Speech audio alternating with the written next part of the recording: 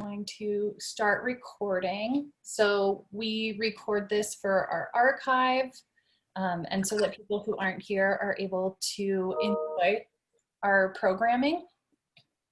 As a quick, I'm hoping everyone knows this, but in case you don't, this is Latinos Who Lunch. If this isn't where you're trying to be, we hope that you'll stay with us anyways. If this is where you're trying to be, hello and welcome. We're so glad you're here with us.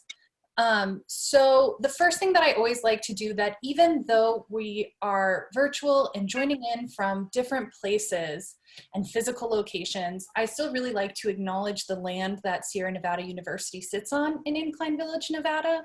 And so that's on so that's on Washoe land. And the Washoe people have lived, thrived, and stewarded, and continue to on this land far before the school was here, and will continue on into the future. So we acknowledge the Washoe people for the care of this land and pay our respects to elders both past and present. And we keep in our minds and our hearts the loss of Indigenous lives here and around the world that we're complicit to. So how the night is going to work. As I mentioned, we're recording for the archive. We also love seeing your faces, so feel free to have your videos on during this introductory part. I'll let you know when to shut them off so we can focus on our presenters. And then we'll ask you or invite you at the end during the Q&A to turn them back on. The art department loves being in community, and it's hard now that we're in the pandemic and so virtual. So this is kind of our favorite way to do it, is look at just our little heads floating on the screen. So I want to also welcome all the new faces here. I know that we have some people that I haven't seen before. We have some repeat visitors. Hello to you all. Just a quick, in case you don't know, this getting a little feedback. If you're mute, if that's you. Okay. Just so for those who don't know, this program is being presented by the Sierra Nevada University Galleries. We're part of the Fine Arts Department that offers BAs and BFAs in studio art, as well as a low residency Masters of Fine Arts in Interdisciplinary Studies.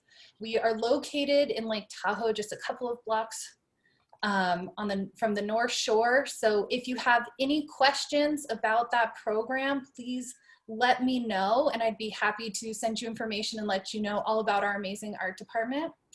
Oh, I just got a ping. We are graced with the presence of our president, Rob Valley. So our president is here as well. Hello. Hi guys. Looking forward to seeing you. Thank you.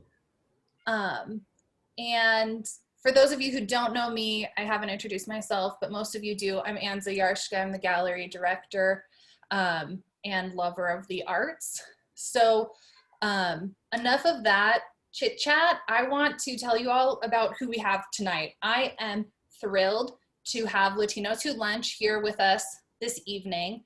For those of you who are unaware, which is fine, so I'm going to let you know, Latinos Who Lunch is a podcast that was created to provide a digital media platform that reflects the intersectionality between queer, Latinx, and Spanglish voices in an Anglo-dominated podcast world.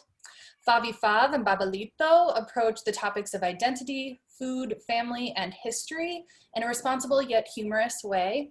Latinos Who Lunch intends to blend all of those ideas together by placing into context everything from the piñata as a symbol of multiculturalism in Mexico to the politics of Frida Kahlo as an icon of, I lost my place, so sorry, Mexicanidad, by maintaining visibility, accessibility, and a philosophy of decentering white male dominating cultural practices at the core mission of their content. Latinos Who Lunch strive to open dialogue with their listeners.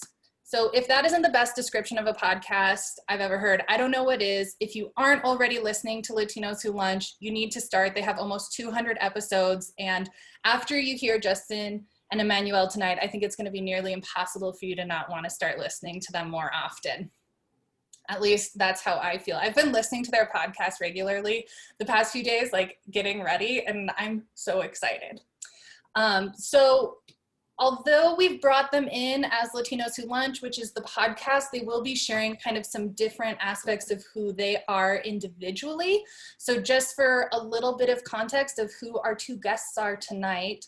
First up, based in Las Vegas, Nevada, and known for large-scale installations and sculptures that manifest his interactions with American pop culture and the Latinx experience, Justin Favela, aka FavyFav, has exhibited his work both internationally and across the United States. His installations have been commissioned by museums, including the Denver Art Museum in Colorado and Crystal Bridges Museum of American Art in Arkansas. He is the recipient of the 2018 Alan Turing LGBTIQ Award for International Artist. Favela hosts two culture-oriented podcasts, Latinos Who Lunch and the Our People podcast, and he holds a BFA in Fine Arts from the University of Nevada, Las Vegas. Second up, we have Babalito, Emmanuel Ortega, with a PhD in art history from the University of New Mexico.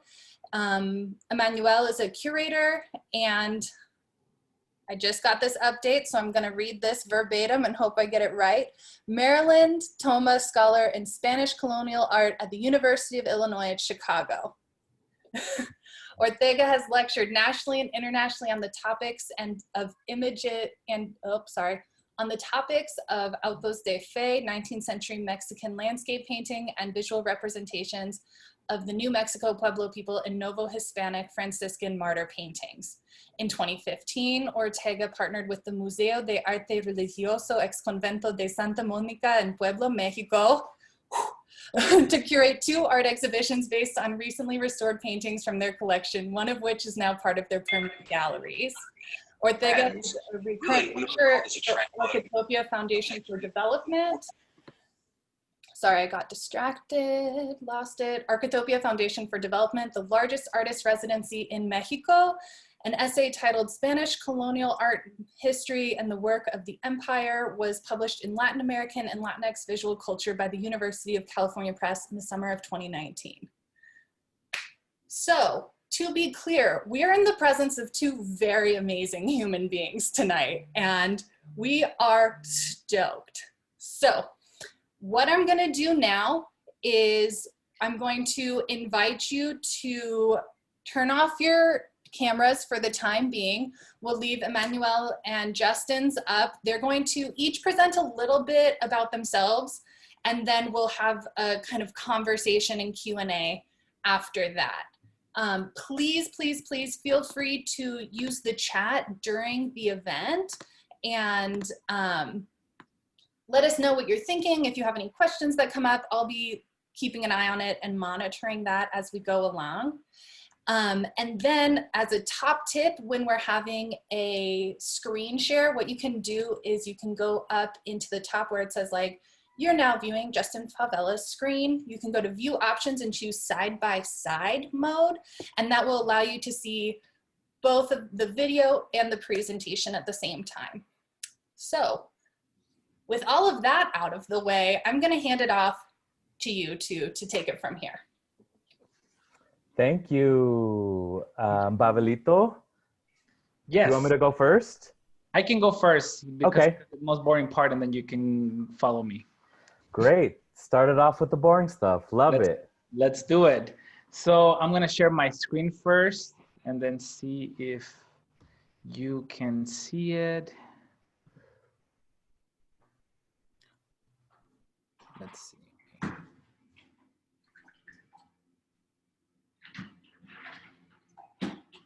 Can you see it or not yet? No? Okay.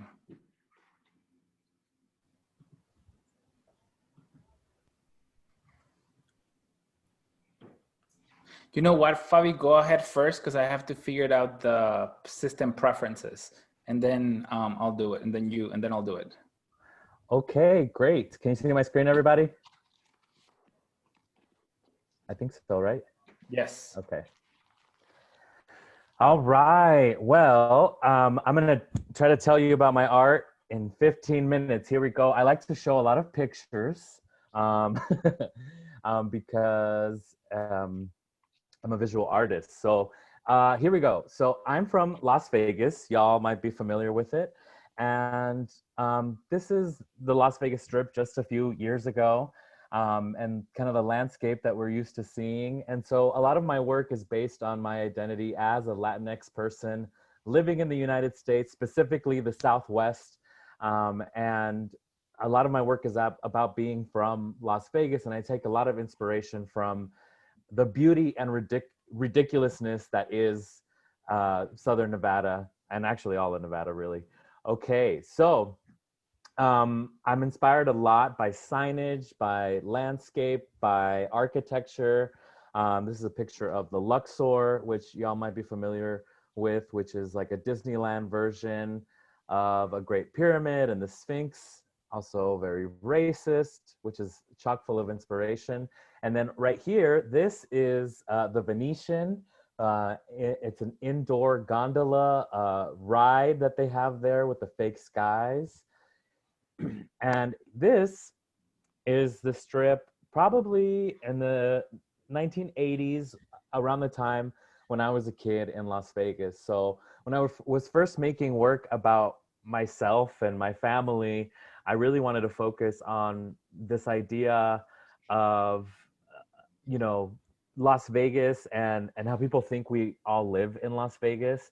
But I really wanted to make a piece that was personal to me and my family. So if you look in the background, there's a Stardust sign right there. And that was one of my favorite signs growing up.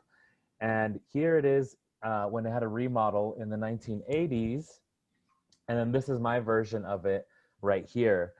This piece is called Estardas, and it is designed, I changed the words on it so that it says Estardas. That's the way that my grandma would say Stardust when I was growing up. And so I was using just found materials, cardboard, house paint, and I really love the kind of visual language of the neon sign, which carried on to my work. And so Las Vegas has gone through many transformations over the years. And one of the latest ones is having these casinos having really large fine art collections. This is a big Henry Moore sculpture that is at Aria, one of MGM's really large casinos, part of City Center. And they spent millions of dollars on a really bougie art collection to show Las Vegas what true art is. Right behind there, you can't see it, there's like a Maya, they have a Jenny Holzer and the ballet. And so when I was in art school, I wanted to respond to these pieces. So I started making replicas of them in my own way.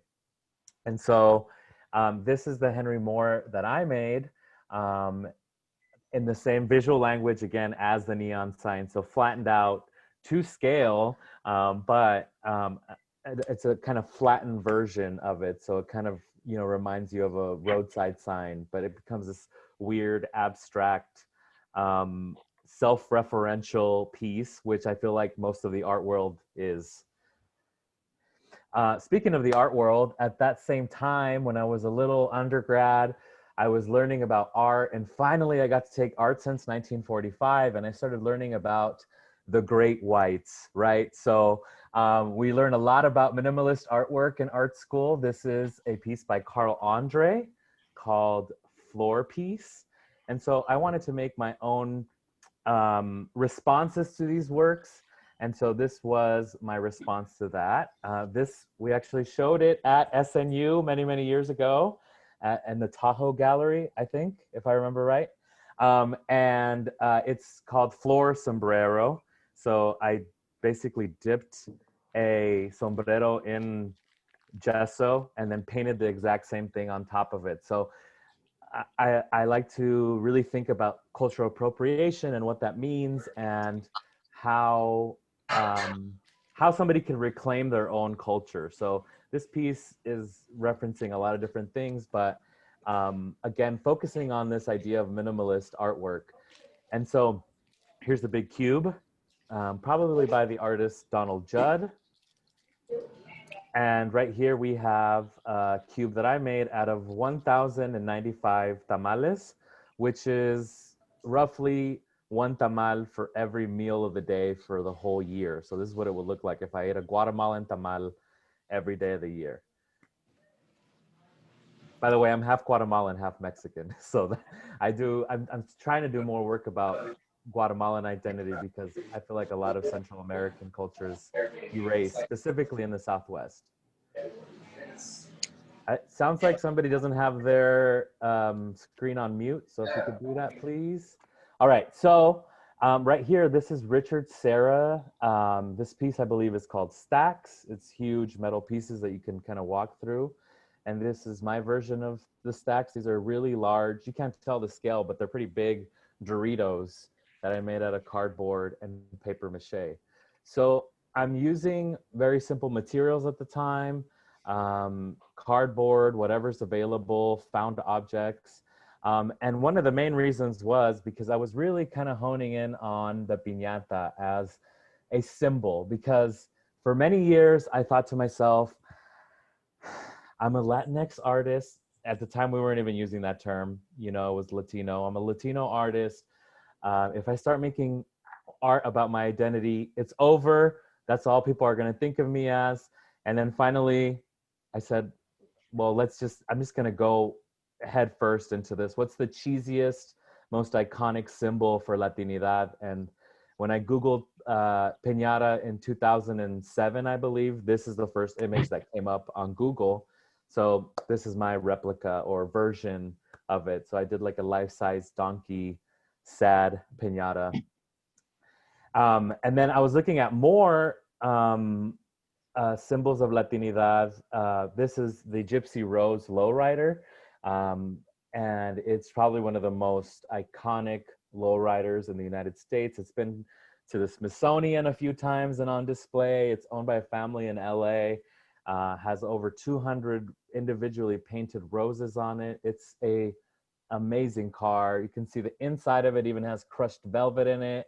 There's like a little chandelier in there. And I always thought it was so interesting how like lowrider culture is like male dominated. Not a lot of people talk about the women, even though like, look at this car. It's so gay, right? And so at the time I was also working at the Liberace Foundation, and I saw these ties between queerness and you know, these art forms that are very masculine, but visually are very feminine. And I started learning more about lowrider culture by really immersing myself in it and making replicas of lowriders themselves. So this is the replica of the Gypsy Rose. This is actually the first lowrider I made many years ago. You can see my technique has gotten a lot better over the years. But I bring this lowrider up because I want to get into this project I started at Crystal Bridges Museum of American Art in Arkansas. So this is the first really big lowrider that I made. When I was at Crystal Bridges, something happened that kind of changed the direction that my artwork was going in. So I'll tell you the chisme real quick. So the gossip. So while I was there installing this piece, one of the people that worked there, it was their birthday. So they had set up a birthday in the basement, and they said, hey, Justin, when you're done installing your car, the crew can come downstairs and enjoy the party. I go downstairs to the party, and it's a Mexican themed party. I was very confused. I thought, is this for me? I didn't know what was happening. There was a piñata hanging in the basement. There was like Pin the Tail on the Donkey, mariachi music playing. There was a nacho station, a margarita station. The party was great, but I'd never been to a party that was themed Mexican, which is like so weird. But then I think, oh, white people do it all the time. They have like, they dress up in like, you know, they dress up their backyard so it looks like a Bollywood movie, and it's like an Indian style party, or they, you know, people be wildin'. But so I really started looking at the imagery. I went on the Party City website. This is from Party City. And you can theme your whole party like Cinco de Mayo and Mexican or whatever. So here's some examples of that. And I said, there's something here. And so, oh my God. And so this is Crystal Bridges. It's a really large, beautiful museum. And at that that week that I was there, I was approached by the education department, and they asked me, "Hey, would you like to come back in October for Day of the Dead to do some sort of activation?" I said, "Sure. I've never celebrated Day of the Dead in my life, but y'all think we all celebrate Day of the Dead and it's money, so I'll come." And so I did a few workshops, but at the same time, they asked me, what would you like to do while you're here?" And I said, "I want to do a performance where I have a Latino themed party," right? And I was still figuring it out. And it was a family weekend. So I was like, what if I bring my family, as many family members as I can afford to bring, and we throw a party on the lawn of a museum. So, or in the museum or wherever. So this was the first ever family fiesta performance that I did with my family. So basically, we just kind of take over a space. Guests are allowed to participate or are encouraged to participate, and we do a piñata. So this has become kind of a reoccurring presentation throughout the years. And so this is us on the roof of the Nevada Museum of Art. This is us at one of the entrances of the Denver Art Museum. Here's us in the Neon Boneyard, the famous Neon Museum in Las Vegas.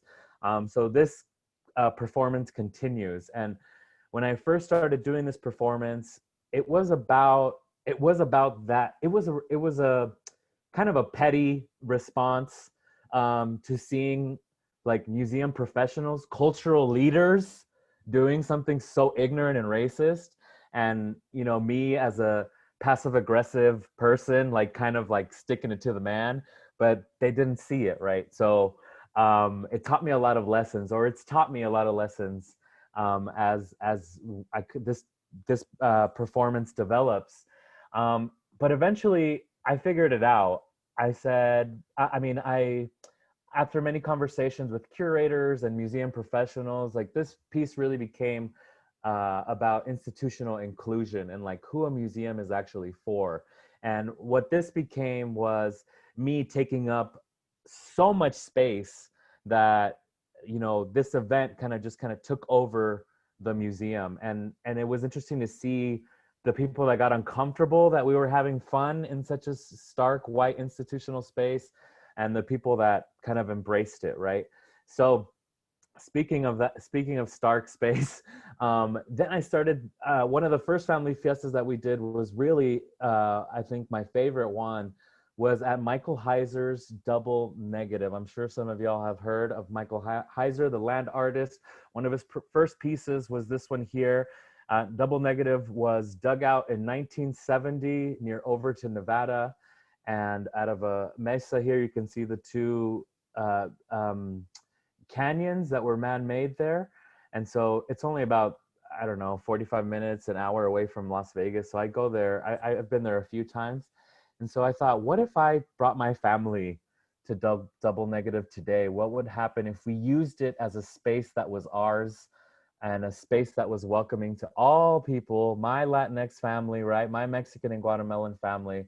And my aunts decided to decorate it. You can see there with the streamers across Double Negative. We had a barbecue at the top of one of the ridges. And we even had piñata time with Dora the Explorer on the inside. And so here's my family there. So after this performance, I really started looking at land art and responding more and more to land art, because I was just like, I don't know. I think it was really interesting going there and talking to my family members and trying to explain to them why this hole was in the ground. And they didn't, I mean, they understood, but they're like, well, I guess it's nice because we can be in the shade, right? But like the audacity of Michael Heiser, right? To be like, I'm going to literally dig out this ground and call it art, right? So anyway, I made that piece in response to it. And I've made a lot of work in response to Michael Heiser since. Just really quick, before Babalito takes over, Babalito and I have been doing the podcast for many years, and I'm so grateful because he introduced me as an art historian to this artist, Jose Maria Velasco, speaking of landscapes. And when I was looking at these paintings, I said, this is beautiful, but Mexico really doesn't look like that. Maybe it did look like that back in the day, but it was just interesting to see these like European style paintings of Mexico, which again is a appropriation, right? Or just like a very romantic, fluffy version of it. So I thought, what if I made it in my fluffy version, right? In piñata. So here's some examples of those transformations. This was at the Nevada Museum of Art a couple times. And then there's this piece here. You can kind of see how I translate these works into piñata. Eventually I started making murals inspired by a lot of the Mexican muralists, and also thinking about space and taking up as much space as I can when I'm in an institution. And so this is at the Denver Art Museum. Along with this installation, I was also trying to find a way to critique Frida, or bring in Frida for a critical conversation about cultural appropriation. And I decided to really talk about the idea of like a movie being the representation that we remember, and that kind of becomes the truth. I know a lot of Latinos relate to this with like the movie Selena. They don't really remember Selena, but they remember the movie version of it, which is really unfortunate for the actor who played Yolanda.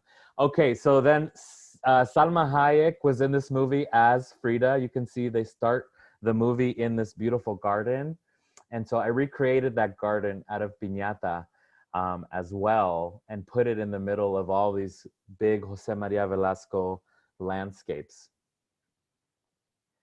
And I've also done this before with Disney movies. I used a lot of the Three Caballeros movie. Here's a scene from the Three Caballeros, which is from the 1940s. Many, many years ago, Disney did these movies celebrating Latin America because of the good neighbor policy, which was really a way to make sure they stayed on the US's side instead of siding with the Nazis during World War II, which is really sinister. So much history there. But you can see I transformed that imagery into a more abstract kind of mural experience.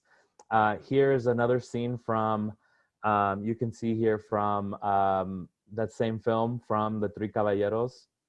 And here you can see it translated in a mural for the Sugar Hill Children's Museum Children's Museum of Storytelling, of Art and Storytelling, that's what it's called, in New York, in Harlem. So yeah, so this one I took a lot of different scenes from a bunch of different movies that represented cartoons that represented Latin America, and you can see the collage kind of all those landscapes together in the background. So that was a really quick presentation about how I celebrate and also dissect landscapes within my own art practice as an installation artist. All right, and now, I know it's a lot of information, but we're gonna have a discussion after. And now Babalito is gonna take it away and tell us about the work that he does. Thank you so much, Justin. So I'm gonna try to share my screen now. Hopefully it'll work out. I think it will. There we go.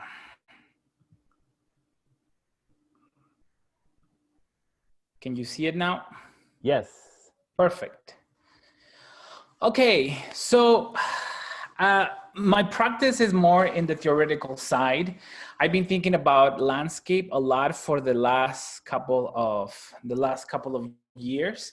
So I'm gonna do a quick presentation, and the idea is to give you a little bit of a background on an article that it's forthcoming in the Art Bulletin in June of 2021, because I'm thinking about a lot of those artists that Fabi and I have been in conversation about for what, 4 or 5 years now, and landscape is always at the intersection of that.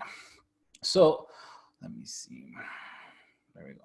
So before I start, I wanted to, in a way, define my idea of landscape, because when we think about landscape, the first approaches to it is that it looks boring and it's just something in the background. But But one of the things that I've learned by reading a lot of scholars, and one of the main ones is W.J.T. Mitchell. He has a magnificent book called Landscape and Power, is that landscape is a function of ideology. So every time you see a landscape, there's an ideology involved, be it religious, be it about the nation, be it about the expansion of the empire, there's something tied to it.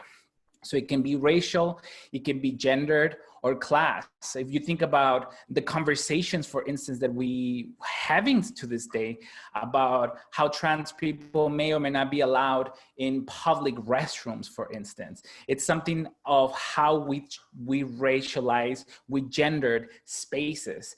And I want to thank Kirsten Pye Buick for helping me with this definitions from the University of New Mexico. So nature is a construct more productively conceptualized as the culture of nature. And I'm gonna show a little bit about how the idea of the picturesque, because we use that word a lot, but where does it come from and how it's applied to landscapes, and how that create a culture of the picturesque that to a certain degree had a lot of violence in the way that we understand, for instance, traveling into this Latin America. So in this regard, Justin's and myself's practice have a lot of things in common.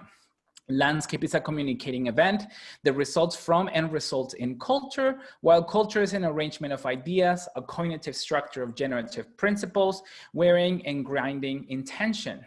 Understand the landscape as a cultural expression and not a genre of painting. And more than anything, to think about landscape as a verb. I always ask my students, when you look at a space, how as artists, we landscape that space. How do we render that space? And this is in the ideas of Michel de Certeau. How do we render a space into place? How do we render a dead space into a controlled place? Think about it, for instance, the way that a photographer may pick up a camera and have a certain ideology about that landscape. An open space can be intervened and become an actual control place, sort of like Michael Heiser did with Double Negative, which is what we just saw.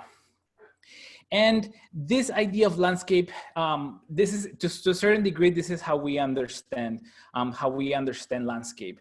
It's the romantic idea, and by romantic, I mean as a philosophical movement of the late 18th century, the idea that you can be in front of a landscape and you can find yourself. You can have an ontological exercise, understand who you are, have a sublime moment. And this is a really good example of that. This is Casper David Frederick, a German artist, and he has this painting where like the main character is not even looking at us. Instead, he has his back towards us. So we supposed to have this sublime moment through his subjectivity. Subjectivity of this person is in a way comes together through the landscape. That's the romantic ideas that we have a lot about landscape. When it comes to Latin America, and this is a map of the area that I study. I am a scholar of colonial Latin America. This and the territories in pink is what I study. And those are the territories that were governed by, conquered, invaded by Spain for over 300 years. And in a way, when we think about Latin America, people don't have a conversation about landscape because that artist that Justin showed you, which I'm gonna come back to, he's considered the first landscape artist in Mexico. However, landscape, because it is a form of an ideological construction, it's been around in painting, especially religious painting, for a long time. If we think about pre-Hispanic cultures, if we think about the cultures that were present before the Spanish arrived, they have a connection with the land in a completely different way than we do. So for instance, in Peru, a mountain has so much meaning. So when a Peruvian person in the 1500s, after the arrival of the Spanish, will look at a religious painting with a mountain in the background, then they will have ideas of that. They will have ideas of their pre-Hispanic religion. So the way that landscape functions in these religion paintings is not just a backdrop. It's always filled with ideology. And that's what I started to look at with my dissertation, which is my book project now.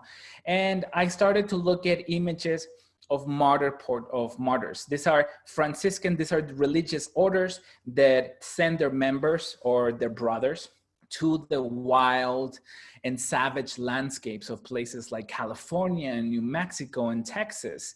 And the idea is for them to have a stronghold, because we have the British and the French are trying to invade what was Spanish territory back then in what today is the southwest of the United States. So the Franciscans, the Dominicans, the Jesuits will establish missions as a form of stronghold. And when you think about it like that, you not only are concentrated on the body of the martyr who dies for the empire, right? Who dies for the religion, for the Catholic religion. And they're always murdered by indigenous peoples or Spanish ideas of indigenous people, which are very stereotypical. Instead, what I started to think about was the actual landscapes. And all of this landscape represented the expansion of the empire. So in that regard, I started to get involved and think about landscape with more and more detail. So I put together a seminar for graduate students on landscape ideology, history, et cetera, more specifically, Latin American landscape. And I also put together a panel for the College of Art Association this year. And in that panel, just like in my class, we started articulating landscape in the way that has been introduced, landscape theory, but also landscape conventions of painting landscape or drawing landscape, as they have been introduced into the Americas, into Latin America from Europe. And one of the conventions that I have been studying over and over again is the idea of the picturesque. The picturesque studies, this type of, it started as a form of an aesthetic category. We had British scholars who thought about the landscape as the sublime, the beautiful. Some people added the picturesque, the idea that you can walk around a beautiful open meadow and you're gonna have this sort of aesthetic experience that, for instance, this person was having in this painting. So picturesque travel, for instance, was being promoted for people to have this sort of ontological exercises with the land, this philosophical exercises with the land. So picturesque traveling became a thing. And of course, just like today, picturesque traveling into Mexico was something very important. To such a degree was this idea that somebody was going to discover a land or rediscovered a Mexico, that there's so many interests and so many institutions invested in the idea of how, through experiencing the landscape, you're going to encounter other peoples, you're going to encounter yourself, you're going to have an aesthetic experience.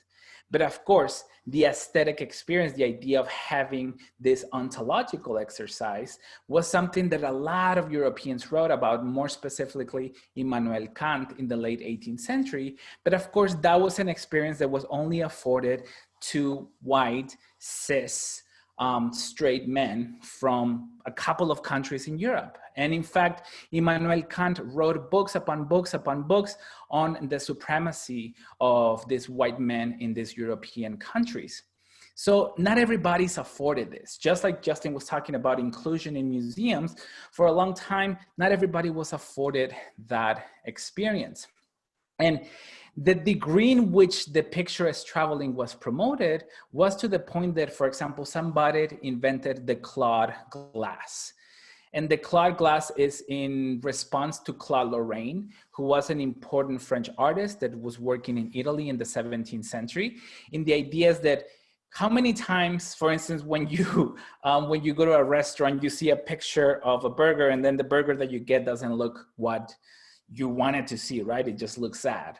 The same thing with traveling. You see this picture on Instagram and you want to recreate this experience. You want to recreate this aesthetic experience, live the picturesque in that landscape. And you go there and there's like factories in the background. There's Walmarts over here. Like it's like a whole entire thing. So the cloud glass was created in order to encapsulate that picturesque view. And here I have an example of the type of effect it would have had on people. So just like today we have the technologies of social media to promote our tourism in these spaces, in these places, to again, to encounter ourselves, to encounter others and find ourselves in nature, et cetera, et cetera. Back then, they also had their own technologies to promote some of these ideas. And think about, for example, my friend in Puebla, Francisco Guevara, gave me this slide. He's like, well, just like the picturesque was promoted back then, today we have the same idea through sportswear, the idea that you're gonna have a better experience in experiencing the land when you buy Ray-Bans or you buy these types of products.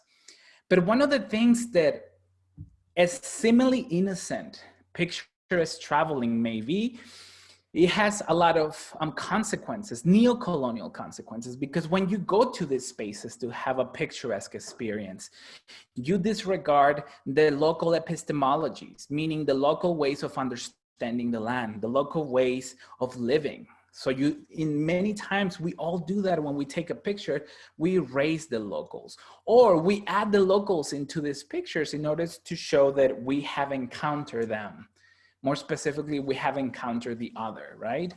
So that sort of neo-colonial exploration of the land that I study in my scholarship comes from one man.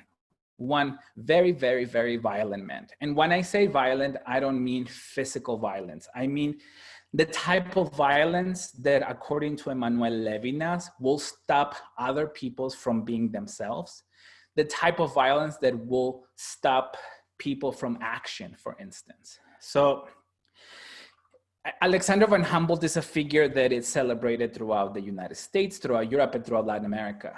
He traveled in the late 18th century and Mexico in the early 19th century. And in a way, he was fascinated with this idea of the picturesque traveling, but he coupled his picturesque ideas with ideas of scientific exploration. I'll come back to that. With ideas of scientific exploration and artistic ideas. So all of his writings about what he saw in Peru, what he saw in Colombia, what he saw in Mexico are always tied to drawings and are always tied to actual charts. In the beginning of a book that he wrote called Views of the Cordilleras and Monuments of the Indigenous Peoples of the Americas, which he published in 1810, he says, quote, "I will consider my goal fulfilled if the humble sketches in this book inspire travelers with a passion for art to visit the regions that I have traversed in order to depict faithfully these majestic sites." So he too was promoting picturesque traveling. But the pretension given the Enlightenment, it's always there that those peoples in European countries are always going to aid, are always going to help, are always going to neo-colonize the spaces of the Americas. And for instance, this is a view of Cholula, and Cholula is it's used to be a Nahuatl site, a pre-Hispanic site in the state of Puebla in Mexico. And you look at this and you're like, oh, okay, here's a view, a beautiful landscape, the picturesque, and you always have tiny people in the picturesque. But why do we have like a Greek semi-nude female figure laying in the foreground? Because these are the type of images that would be consumed by the Europeans. He had to render these strange and foreign and exotic places familiar to the Europeans. So he introduced that. So much that his description of the Temple of Cholula, which I believe at the time was one of the largest pyramids in the world, he described that temple according to the parts of a Greek temple. So he talks about the naos, which is the main cella. He talks about different rooms within a Greek temple, and then he equates them to what he saw right here. So these are the type of drawings which he has sketches, but he has professional artists actually rendering them more naturalistic, more consumable to that taste of the Europeans. Here's a view of a drawing in Turbaco, and this is in present-day Colombia, and this is called Los Volcancitos, or the little volcanoes.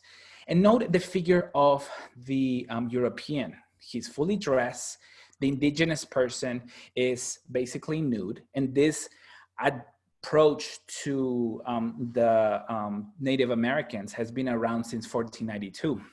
You have that the European is pointing at the local person about their own landscape. The only reason why we have the existence of the Native American here is for the European to explain to him what he found, what he scientifically has discovered. So this is what I'm using the theories of Sharon Holland. I refer to the people that occupy just space versus the people that occupy time. They occupy time because they understand the possibilities for a future. They occupy time because they understand history. And Native Americans only occupy space in the picture plane because they belong to the past. And we see that formula recreated in the 19th century through the traveler artists. This is Carl Nebel, for instance. And he traveled to this site in Mexico, Xochicalco, because that was a site that he read about when he read views of the Cordilleras of Van Humboldt. So this sort of picturesque approach to Mexican landscape, where indigenous people occupy space and Europeans occupy time, gets repeated even also by Mexicans. This is an image, and I got the image from the Amen Carter, which Justin is working with right now. And this is by Casimiro Castro. Same thing. We have that the Creole or the Mestizo or the white Mexican artist is sketching the land, is looking directly at the technology that is cutting through the land and completely understands these technologies, while the indigenous person is just sitting there occupying space. He's only useful for the development of the ontological exercises and ideas of this person. And speaking of Velasco, we have the same idea with Velasco. In fact, Velasco, to a certain degree, he's considered the Mexican Van Humboldt. Here you have a seemingly innocent landscape, very Mexican. You have the volcanoes right here that represent a love story in the Aztec world. You have this hill right here, which is a hill where the Virgen de Guadalupe appeared to an indigenous person in the 1530s. You have the view of the city. So this is a very Mexican landscape. This is a very nationalist landscape. In fact, Velasco exhibited in Paris, in Chicago in 1893. He represented Mexico. One of the reasons is one of the things that Fabian, Justin and I talked about is that he's like a flag of Mexico. This is one of the reasons why he wanted to, he was telling me that he wanted to bring that into conversation in museums like the Denver Art Museum. And he has a very scientific approach. He looks at the rocks, he studies the insects. There's even an animal that is named after a discovery by, quote unquote, discovery by Velasco. You have technology, the smoke is lifting out of some sort of machinery right here. You have the towers of the cathedral. So again, there's a lot of things happening. But indigenous people, once again, only occupy space in this image. And pretty much in all of the landscape of the 19th century. So when Justin is telling us these are very European landscapes, it's precisely because of that. Because the locus of enunciation of the European traveler of the late 18th century is what Mexicans picked up in the late 19th century. And I just wanted to finish with this image, because when we think about picturesque travel, when we think about these historical images that are 100, 200 years old, we think we're not part of that tradition, but we are. And I wanted to show you this picture that I think I got from blog, from Vogue or something like that, where a big trend is for men and also women to picture themselves in front of Machu Picchu. all of the religious and important pre-Hispanic history and information, it's rendered invisible by the fact that you have this explorer who has discovered the land. And hopefully you will date him because he has this knowledge of the land, kind of like Van Humboldt. But anyway, I'll stop right here. I know it also was a lot of information, but we can get into a conversation. If you have any questions, please let us know, and I'll stop sharing my screen.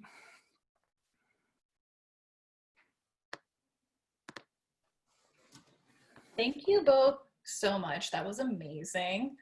I have a question that I want to start us off with, and of course it's like not going to be probably the like easiest or fastest one, but I'm curious, you know, as you're talking about, you know, this engagement with the landscape and how it's changing, and if we think about that with our contemporary Nevada landscape and these interventions, right, like Justin taking your family to double negative, like what are, I think it was Emmanuel, you, when we were talking, used this word of like myth of the landscape, of like, what does that in our current Nevada, like what is that tension and like place for Latinx people, but also like for just the idea that is the Nevada West landscape and land art in this space? That was very convoluted.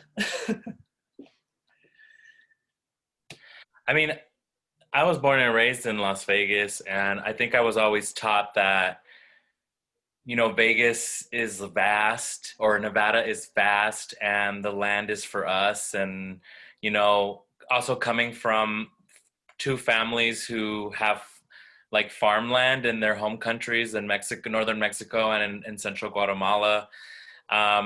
I think my family came with that mentality also of like, oh, we're going to buy a little plot of land and make it our own kind of thing. Or, you know, this idea that,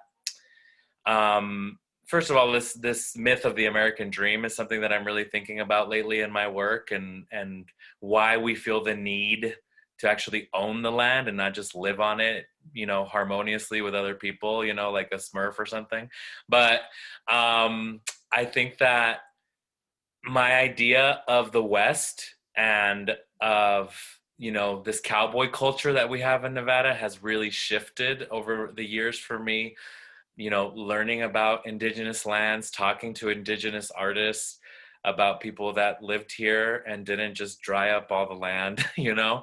And so I've been having conversations about this. We actually, Babalito and I, Emmanuel and I, had a bit of a conversation about it recently, about the artist like being the modern day colonizer, especially like white male artists in the art world. Most land artists are white male artists, right? And if you're a woman that's a famous land artist, it's usually a woman that's making a comment on those said white men, which is usually what I'm doing in my work as well. But so then this idea of taking up space, it could be as large as double negative or as small as, you know, a corner of a gallery in a museum, right? And so now the way that I take up space personally has changed based on this huge history of people that have taken up space before me. And even like Jose Maria Velasco, making those commission paintings back in the day, it's a way of him claiming that land as his own as well. So it's like another form of colonization. So bringing it back to Nevada, I think it's interesting that Nevada is really becoming a hub for land art or big public artworks, you know, with Seven Magic Mountains, with Michael Heiser, with, you know, the Burning Man stuff that happens up there that I don't pay attention to. But you know, it's this idea of like, oh yeah, of course, there's just all that wasted space up there. And I used to think that way too, and now I think no, it's like we got to leave it how it is, you know, like it's beautiful, it's not wasted space, right? And so, you know, those images that Babelito just showed last of just like those small little, you know, those small little puffs of smoke and water, you know, that eventually became Mexico City, like one of the largest cities in the world, started off as small as, you know, Sparks, Nevada, right? Like if you're looking at places like Overton and you look at them from the same vantage point, they look exactly like those paintings. So it's almost like those paintings are a time machine and we're seeing Nevada now, right? Like, and we're thinking, oh, it can never get out of hand, right? So, I mean, art tells the past, you know, art shows us the past, but it's also showing us the future. I also think that it's kind of who inscribes the landscape and who's allowed to inscribe the landscape. So in Las Vegas, and we talked about this in the podcast a lot, the fact that we have these big signatures on buildings of Wynn and Trump and others, they are physically inscribing the landscape. And that inscription of the landscape, the first visible inscription of the landscape, erases Native American presence, erases the labor of people of color in Nevada. Nevada is at the intersection of the manifest destiny ideologies. And to a certain degree, it was up until the 90s, right? When like Las Vegas, for instance, kept like growing and growing and growing. So it was like the last frontier in order to start your business, to have a home and be with your family. But again, all of those ideologies intersect and inscribe the landscape, but inscribing the landscape also means erasure of other presences. And I always think about Peru because Andean peoples for thousands of years have such a regard for the landscape.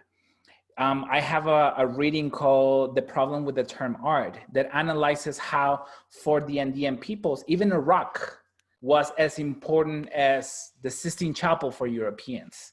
But because even a rock has so much information, it's so important, then you have the Spanish coming in and taking those rocks and putting them as the construction of a church.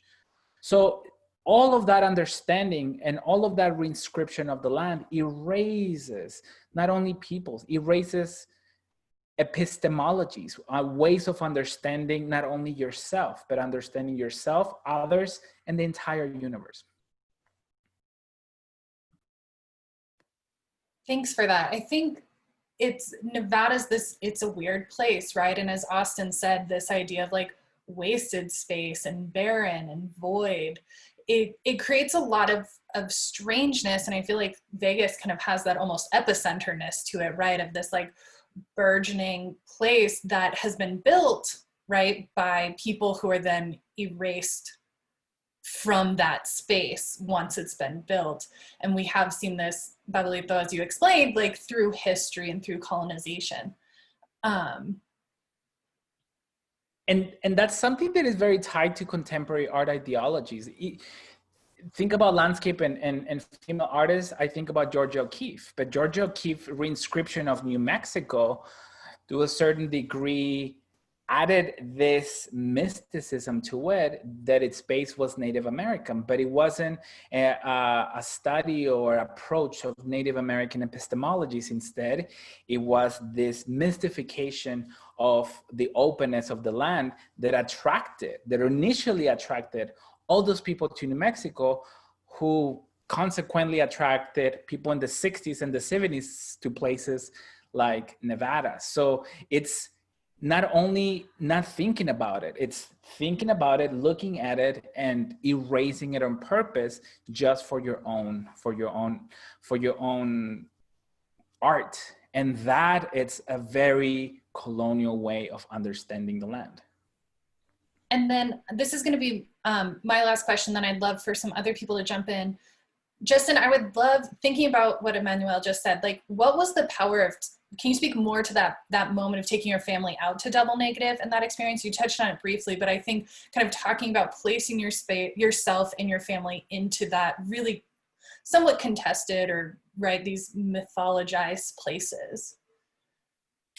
Yeah, I think, with any institution, be it a church, a religion, or the art world, or land art, there's this reverence that we have for it as people that study art, as people that are artists, that my family doesn't have. Like they don't understand the context, and it's not because they're not smart enough to understand it, but that's just not their jush. Like they don't care about it.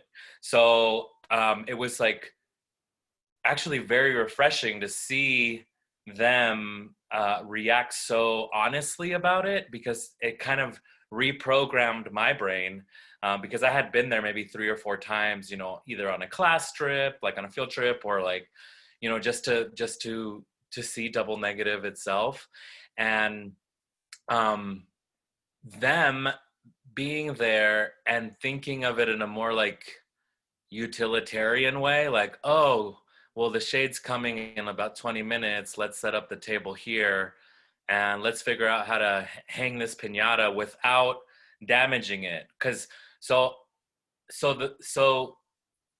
for me, what I remember the most is like the most painful part of this for me was was trying to get them to understand why they needed to respect this artwork, because they themselves thought it was disrespectful that it was there in the first place, right?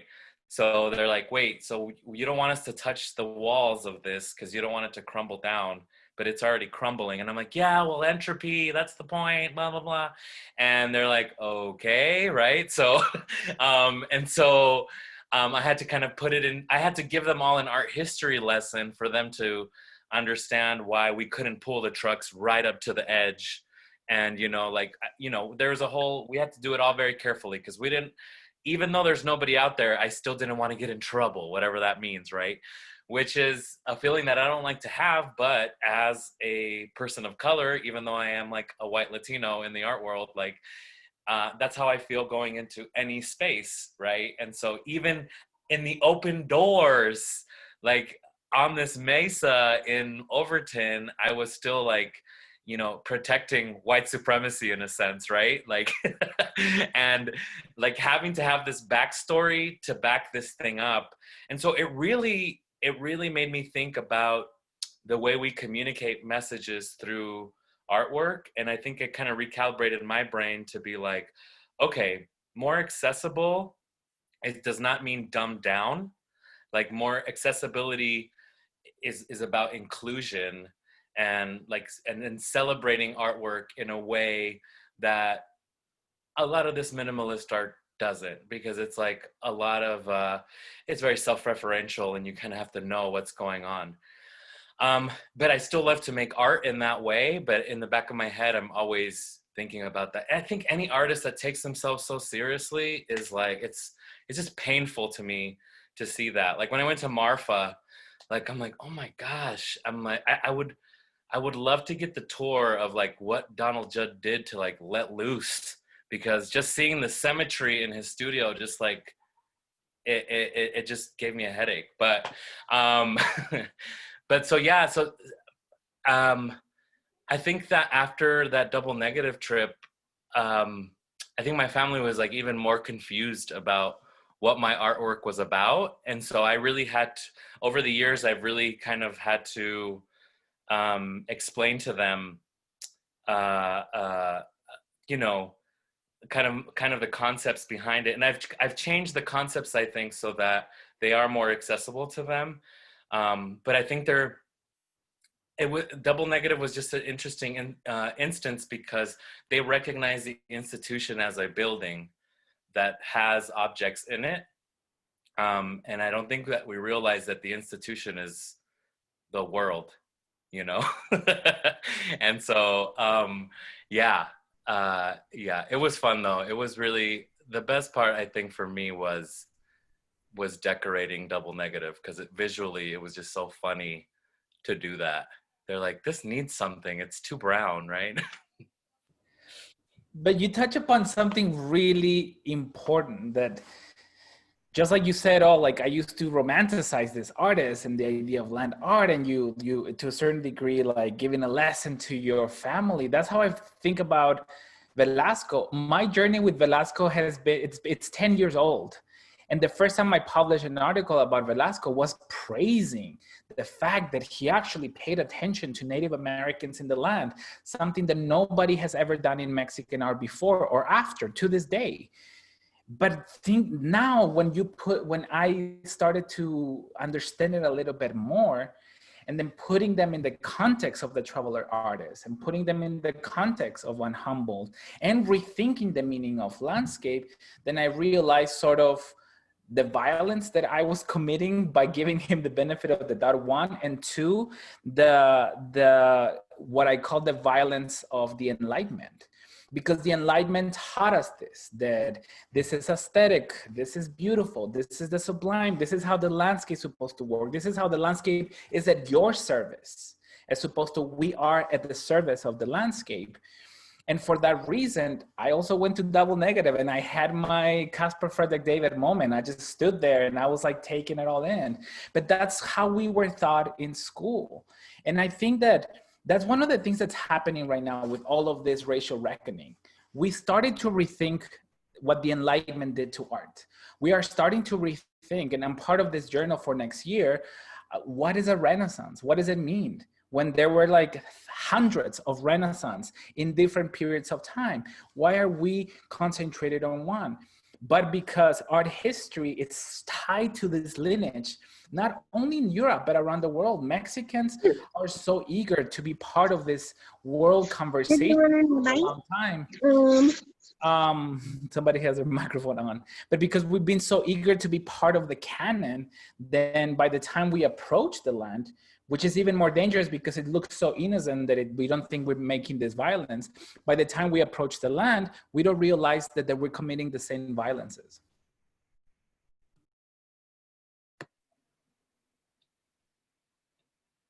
Justin, did you want to say something? I was just going to invite people to ask questions and turn on cameras. But I was just gonna say amen. Amen. Yeah, so do we have any other questions? I could keep asking you guys questions if no one else does. I have a question.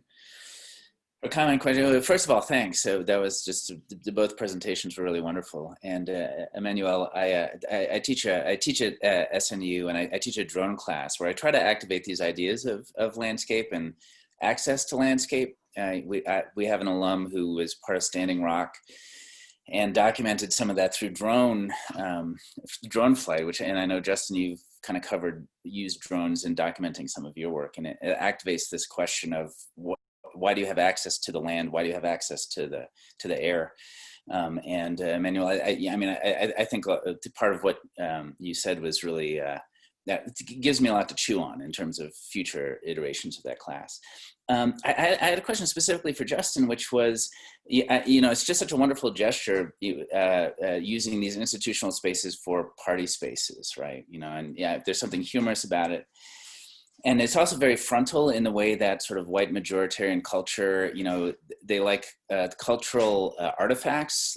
There's this whole thing of like, I wish America loved Black people as much as it loved Black music. This idea that you can kind of skim the cultural artifacts and you're just, you're bringing people there into the space. There's not that mediation of culture in a funny way, which I really like. The thing that I'm curious about is how it changes if you were to narrate that from the inside, not as the institution that suddenly gets transformed by having different people in it. How does that change the parties? Does it change the parties? Do the parties flow in a different way? Do people talk about different stuff? Is it less fun for them to have a party at a museum? How does that play out? Yeah, I don't think it's less fun. So the performance kind of has shifted. So I think when I first started it, I saw it as a true like intervention. And there's a lot, we can get really personal here. We get really personal on the podcast. So I feel like this is a safe space. Is everybody okay with that? Okay. So, so there's this journey that I've been on, right? Just like studying you know, the history of racism in the United States, and also like the depth of like white supremacy and like colorism within my own history, my own culture, through art history, but also just through real life, right? And so I didn't realize how white my family was until they came with me to all these places. And so it was interesting. Culturally, we were having like a Mexican themed party, but what people saw was a bunch of white people partying. So visually, you can't tell what's happening. So when you go to the family fiestas, you feel like you've stumbled upon a happening, which is really exciting for me. I think that's like my favorite part of it. And so when you're looking at the images, like the images I showed you, most of those images were just random people, but they look like they're my family, right? So the piece became more personal because of that, because visually it wasn't a European standing with a Native American in front of a building, right? It was literally just a bunch of people having a party. And so the piece really became personal in the sense of like figuring out what this performance meant for my family, and like and kind of letting go of the hierarchies within my own family, like who gets to be in charge for the day. I get to be in charge of the day, which is really hard for my 50-year-old uncle who has to be in charge of everything. And so like I have to be in charge of giving him a job so that doesn't piss everybody off. And I have to make sure that he's the one allowed to, you know, like there's a whole thing that happened with this family fiesta that I did not expect. It spurred a whole new family dynamic. And I think by like the third one, I was like, oh, I'm going to mess with these hierarchies regarding like gender roles and like ageism or whatever. So like, I think on the Denver Art Museum Family Fiesta, one of my cousins who's like 16, she said, can I do the piñata? Can I like pull the rope? And everybody was just silent, because that's like a man's job. Like it's always an uncle's job. What are you talking about? Isabel wants to do the piñata. And I was like, you know what? Why not? Do it. Guess what, everybody? Isabel's in charge of the piñata. And that little gesture, that little interruption, after that time, like it totally, I noticed that in my real life, it changed our family dynamic at home. And the next time we had a birthday party, my uncles were like, hey, does anybody want to take over the piñata time? Isabel, you were really good at it in Denver. You know what I mean? So it became a very personal performance in that sense. And then I think that this idea that you can't really tell who's my family and who's not, as cheesy as it sounds, that's like the most beautiful part of the performance for me now. And then it becomes more about, and in that sense, because of that, it's more about like the craziest place I can get away with doing it, so that it like even looks crazier in the documentation of it, right? Like the Nevada Museum of Art, doing it on the roof with the view, like that was amazing, right? So like, and Dustin, I wanted to talk to you about that, because that was my first introduction to you. Mm-hmm. And it was, you know, our first opportunity working together was Family Fiesta at the museum. And in all the time that we've spent together, I've never told you that wrecked me. Like ugly cry wrecked me. Yes. And I think it's important to note that these kinds of installations and performances can be very profound experiences for different people and for different reasons. And, you know, I was, as a programming person, was put in touch, and it's like, okay, we're going to do this performance. And I researched it, and I was talking to you, and I believe that I work from an authentic place, and I believe that I was thinking of it as an opportunity to engage families and to engage my family, and to think about the way that the museum space can be transformed and inclusive. And I remember it was the day before, and I listened to your podcast, And all of a sudden I was like, oh my God, who am I? What am I doing? What is this role? What is the role of the institution? What is the role of me in my role? What is the role of the audience? And I all of a sudden started thinking, did I just put our audience into a performance that they're not willing to participate in?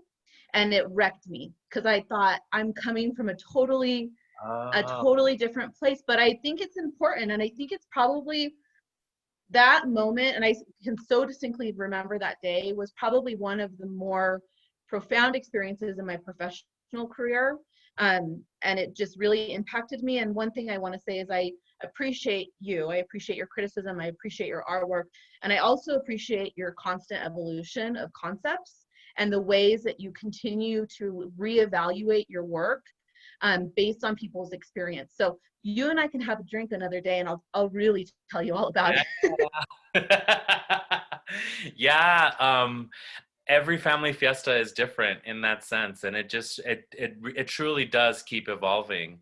And yeah, I think that I guess also the other thing that I want to mention real quick is, like, it's also like what I didn't notice was happening was it gave me a new role in my family, like as the artist. Like now, like if we don't have a family fiesta every year, every 6 months, my family's like, yo, Justin, what's going on? Where are you going to take us next year? You know, so it became a family tradition. And my family's like super religious on both sides. And as a queer person, like, you really don't know what your role is in your family. Usually it's like you take care of your grandmas when you're the gay one, right? So that's my role. But like now now I'm making memories, I'm making traditions. And now because we've done these family fiestas and I've trusted my family with this, it's also, I feel like it's kind of given me this new purpose. And I know that a lot of cultures, you know, the queer people in the tribe, or the queer people in the queer person in the village is like the person that really is there to uphold the culture and pass on traditions. And in a weird way, I feel like that's kind of that baton or whatever. I feel like somehow like my grandmothers passed that to me, you know, and they kind of started relaxing at like family get-togethers after that. So yeah, family fiesta is like constantly evolving from institution to institution. Oh my gosh, I was just talking about the Reno one with my friends because our van broke down at the Clown Motel in Tonopah in the middle of the night. That was a story. We had to walk to the casino because we're like, that's it. We're gonna die in between the Clown Motel and the cemetery in Tonopah. That's it. Your Reno experiences have wrecked you, because you also have a really good gosh. a good St. Mary's story. St. Mary's, I have to say that one for another day. Yeah. Do we have another question out there for Emmanuel or Justin or both? Can I just say that I actually went to your, like, and seen your work in the Denver Art Museum, and I had no clue.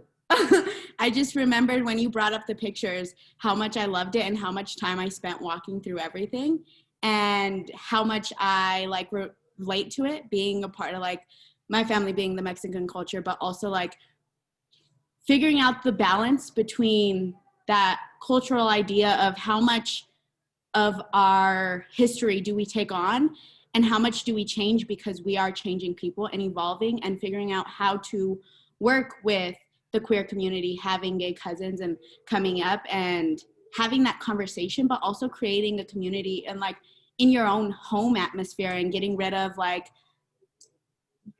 all the biases from the Mexican culture within itself. I realize like there is a lot of untalked about things that we have in the Mexican culture, and I love it. I love what you're doing. It's very inspiring, I just got to say. And it was one of my favorite pieces in the Denver Art Museum. I visit so much, but I'm glad I finally get to hear an artist in person.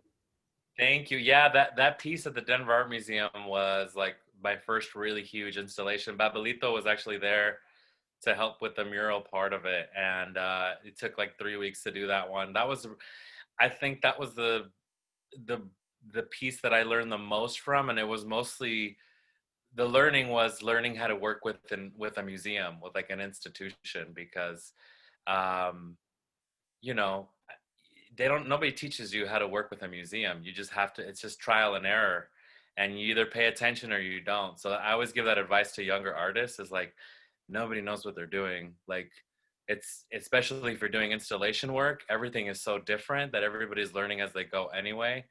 And so that's why I learned from the Denver Art Museum. It's like, okay, just fill out the paperwork and hope for the best. Here we go. Yeah, but that installation was fun. Everything in Denver, like, because I know we have such like a high diversity, but I love being from Denver because we do so much culturally. Like, I think that's one of my favorite parts of being in Denver, is you see the culture in everywhere, like our murals, everything like along. So it's hard when the gentrification process is coming in and they're looking to change our like park names from La Raza to like Columbus Park. And it's like, it's very interesting to take on that aspect of understanding like overall community wise, and what works for every community is very different. Yeah, and that's like a challenge that a lot of museums have, and that I've worked with museums about, is like, you know, having artists, having shows with like people of color in them every once in a while, like that's really cute. But like, what are you doing to really sustain that audience? Like, who is the audience for the museum, right? And so unfortunately, a lot of museums have to appease their main donors, which are usually old white people. So that's who those shows are usually for. And then once in a while, they'll have like an experimental show. That's for sure changing, right? But it's still an institute. It's still a big institution funded by rich people, and usually rich people are on the board. So it's really hard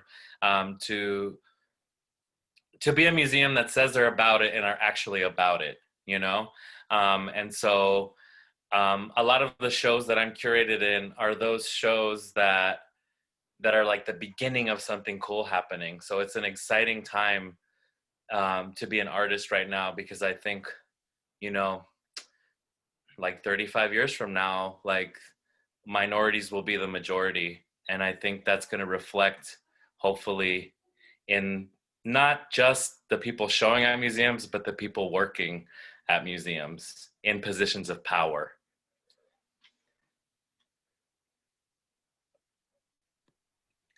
Is there a last question that someone has been holding on to in their heart that they want to ask?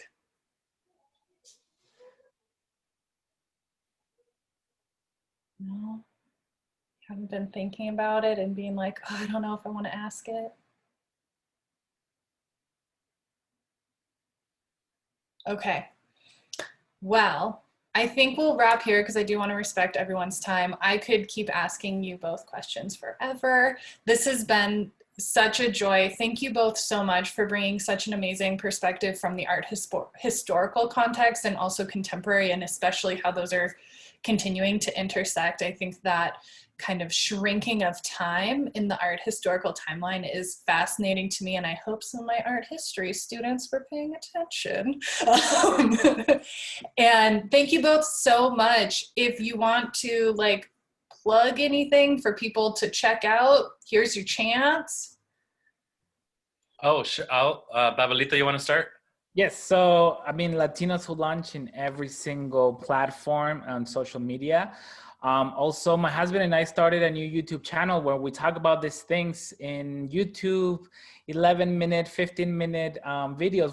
I'll be also uploading some lectures on some of these ideas. I try to make it more accessible and a little bit less academic, and that's Unsettling Journeys. Again, you just Google Unsettling Journeys in YouTube or YouTube/Unsettling Journeys, and you can find us over there.